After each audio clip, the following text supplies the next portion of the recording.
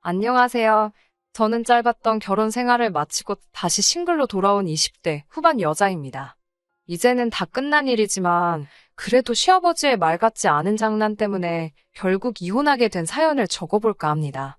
여대를 다니던 저는 아는 선배 언니의 소개로 지금의 남편을 만나게 되었습니다. 어려서부터 화기애애한 가족 사이에서 자란 저는 남편도 저희 친정아버지처럼 유머러스하고 재밌는 사람을 만나는 게 소원이었어요. 그리고 남편은 대학교 개그 동아리 출신이었기에 저는 첫 만남부터 남편에게 호감을 느꼈습니다. 남편 역시 참하고 단정한 저에게 첫눈에 반했다고 하더라고요. 그렇게 저희는 1년의 뜨거운 연애 끝에 결혼을 하게 되었습니다. 남편은 사형제 중 둘째였어요. 다른 삼형제는 모두 머리가 비상하여 해외에서 회사 생활을 하고 있었습니다. 반면에 남편은 공부에는 크게 관심이 없었대요. 그래서 어려서부터 다른 형제들하고 잘 어울리지 못했다고 하더라고요. 형제들이 떠난 이후로는 시부모님과 같이 살았고요. 그렇다 보니 남편과 시아버지는 늘 친구처럼 잘 어울리는 것 같더라고요. 그런데 그게 이런 식으로 부작용이 있을 줄은 정말 상상도 못했습니다. 남편의 프로포즈는 대부분의 여자들이 기대하는 것과는 좀 다른 식이었어요. 사실 저도 보통 여자들처럼 로맨틱한 프로포즈에 대한 환상이 있었죠. 장미꽃하고 풍선 장식 같은 일반적인 그런 거 있잖아요. 그런데 남편은 어디서 이상한 걸 듣고 왔는지 말도 안 되는 상황을 꾸며놨더라고요. 하루는 제가 야근을 하고 집에 돌아오는 길이었어요. 제가 자취를 하고 있었는데 거기가 좀 골목길이라 밤에는 무섭거든요. 그래서 남편에게 전화를 걸며 촉각을 곤두세우고 걸어가고 있었어요. 그런데 그날따라 남편이 전화도 안 받는 거예요. 종종 걸음으로 발걸음을 재촉하는데 갑자기 골목에서 남자 2명이 나타나더군요. 정말 순간 난 죽었다는 생각밖에 안 들었어요. 그 남자 둘이 저한테 슬슬 다가오고 저는 다리에 힘이 풀려서 뛰려고 하는데 뛸 수가 없더라고요. 그 순간 남편이 어디선가 튀어나와서는 그 남자들에게 뭐 하는 자식들이냐고 고함을 치더라고요. 그러자 그 남자들이 가자 이러면서 도망을 갔어요. 남편이 저를 구해준 것만 같아서 정말 고맙고 남편이 다시 보였죠. 그런데 결혼식 당일날 신부 대기실에 말쑥한 남자 2명이 들어오더니 저희가 노력한 보람이 있네요라며 킬킬거리더라고요. 알고 보니 남편이 저에게 남자다움을 보여준답시고 그 친구들에게 부탁해 한마디로 연극을 한 거였어요. 순간 그 이야기를 들으니 어이없기도 하고 짜증도 났지만 당장 식장에 입장해야 되는데 뭐 따질 만한 경황도 없었네요. 남편도 아기가 있어서 그런 장난을 친 건 아니었을 테니 도를 좀 지나친 우리만의 추억 정도로 간직하려고 했습니다. 그런데 결혼 생활이 계속되면서 이게 남편만의 문제가 아니라는 걸 알게 됐어요. 특히 시아버지께서는 정말 쳐도 되는 장난과 안 되는 장난에 구분이 없으세요. 일단 본인이 재밌다고 생각하시면 상대가 어떻게 생각하든 개의치 않고 시도하시거든요. 한 번은 시아버지께서 새 잠바를 하나 사고 싶다고 하셔서 제가 모시고 백화점에 간 날이었어요. 한 매장에 들어가서 이것저것 골라드리고 있는데 점원이 따님이신가 봐요 라고 묻더라고요. 그래서 제가 며느리예요라고 대답하려는데 시아버지께서 대뜸 내 둘째 마누라요. 이쁘지? 라며 제 허리를 끌어당기시더라고요. 제가 마른 체형이다 보니까 시아버지에게 쑥 끌려 당겨갔죠. 제가 당황해서 아버님 왜 이러시냐고 하자 우리 마누라가 쑥스러움을 많이 탄다며 낄낄 웃으시더군요. 당황한 점원에게 제가 며느리예요. 며느리라며 시아버지 팔을 뿌리쳤어요. 그러자 점원도 난처한 듯 웃으며 아버님이 장난기가 많으시네요. 이러는 거예요. 얼마나 창피하고 짜증이 나던지 집에 돌아와 남편에게 하소연을 했습니다. 하지만 이야기를 들은 남편은 시아버지가 얼마나 제가 예쁘면 그러겠냐면서 알았어.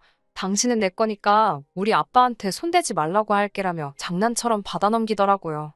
또 한 번은 이런 일도 있었습니다. 여느 날처럼 평범한 저녁이었는데 다급한 목소리로 시아버지께 전화를 받았습니다. 저희 남편이 갑자기 심장마비가 와서 쓰러졌다고요. 지금 어디 병원에 있으니까 얼른 오래요. 저는 이게 갑자기 무슨 말은 하늘에 날벼락인가 싶었어요. 집에서 신고 있던 실내화도 제대로 갈아 신지도 못하고 차키랑 핸드폰만 챙겨서 미친 듯이 병원으로 향했습니다. 병원 응급실에 도착해 남편을 찾는데 아무도 모르고 보이지도 않더라고요. 당장 주저앉을 것 같고 손발이 벌벌 떨리는데 갑자기 남편과 시아버지의 목소리가 어디선가 들려왔어요. 그러더니 시아버지가 남편에게 내가 이겼으니 5만 원 내놓으라고 하시더군요. 알고 보니까 제가 몇 분 만에 병원에 도착하는지를 놓고서 둘이 내기를 했더라고요. 제가 둘 다 미친 거 아니냐고 고래고래 소리를 지르니 뭐 이까짓 걸로 그렇게 예민하게 받아들이냐며 대충 미안하다고 장난이었으니까 너도 그만하라고 그러더라고요. 그러더니 시아버지가 저한테 5만 원 중 2만 원을 주며 아가 내 덕에 돈 벌었으니 개평 받아가라 하시면서 그 돈으로 나중에 커피라도 사 먹고 진정하라며 낄낄 웃더라고요. 진짜 해도 정도가 있지 이게 뭐 하는 거냐고 제가 남편하고 시아버지에게 계속해서 화를 냈지만 그 둘은 제가 화내는 것마저도 예상이라도 했다는 듯 웃기만 하더라고요. 솔직히 그날 밤새 잠도 못 자고 이 사람들이 정상인가 싶고 내가 또라이랑 결혼을 한 것 같다는 생각도 들었습니다. 하지만 한편으로는 장난이 심하다는 이유로 이혼을 하는 게 좀 지나친 생각은 아닌가 싶기도 했고요. 밤새 고민 끝에 그래도 매사에 처져 있는 사람들보다는 낫지라는 생각으로 한 번 더 참아보기로 했어요.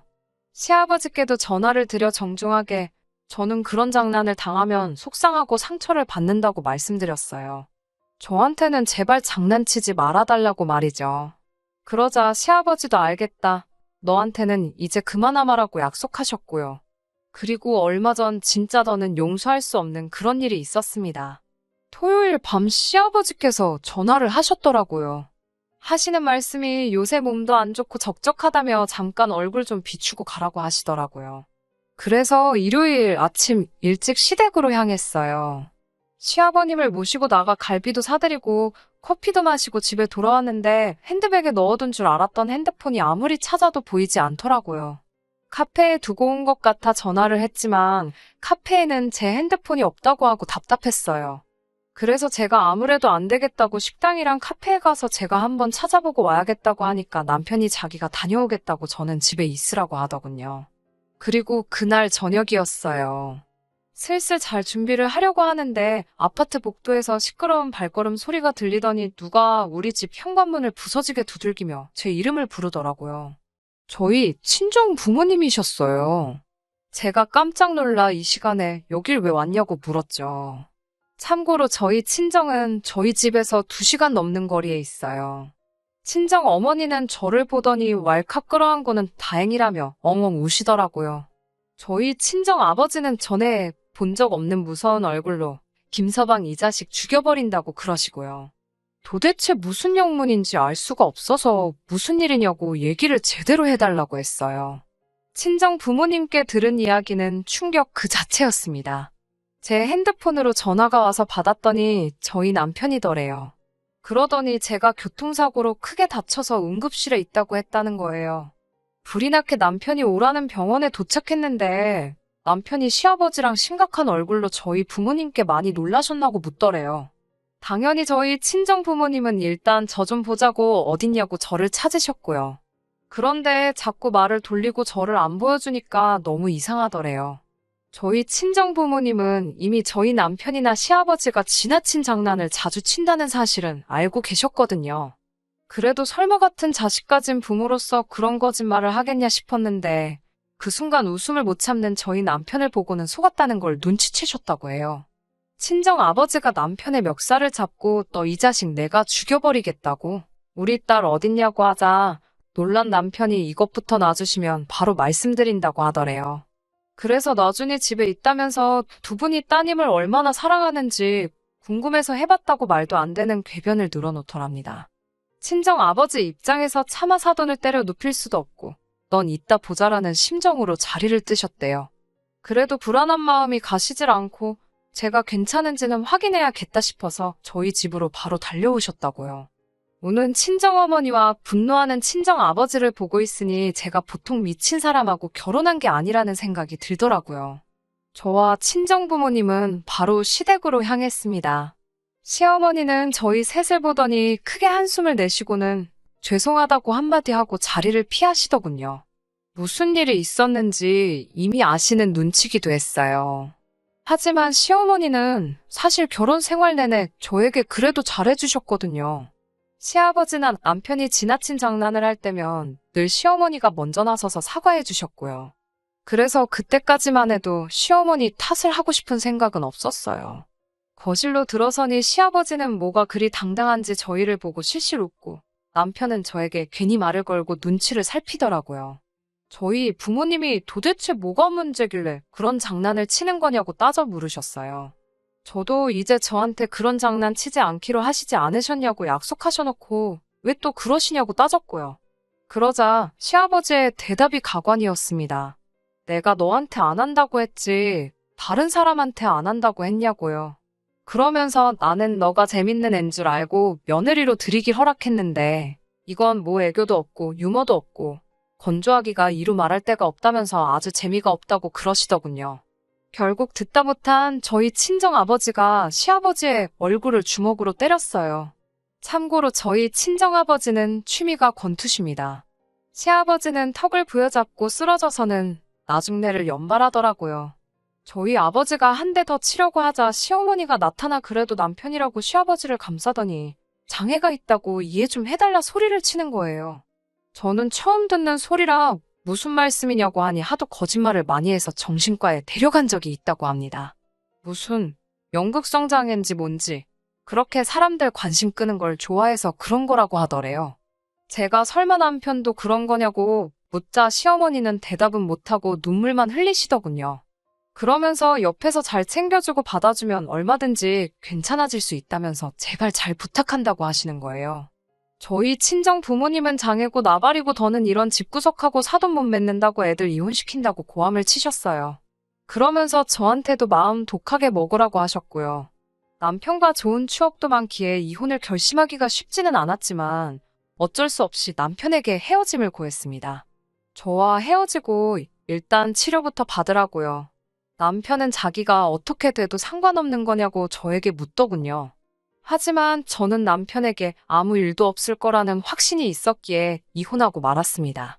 남편 동아리 동기들에게 들으니 남편과 시아버지는 결국 나란히 병원에 입원해 치료를 받기 시작했다고 해요. 결정적인 이유는 또 한 번 말도 안 되는 장난을 쳐서 시어머니가 결국 정신적 충격으로 쓰러지셨거든요. 미국에 살던 남편의 형제들이 한국에 들어와 두 사람을 입원시키는데 동의했다고 합니다. 제발 그 둘이 잘 치료받아서 다른 사람들과 진심을 나누고 행복하게 살 수 있으면 좋겠네요.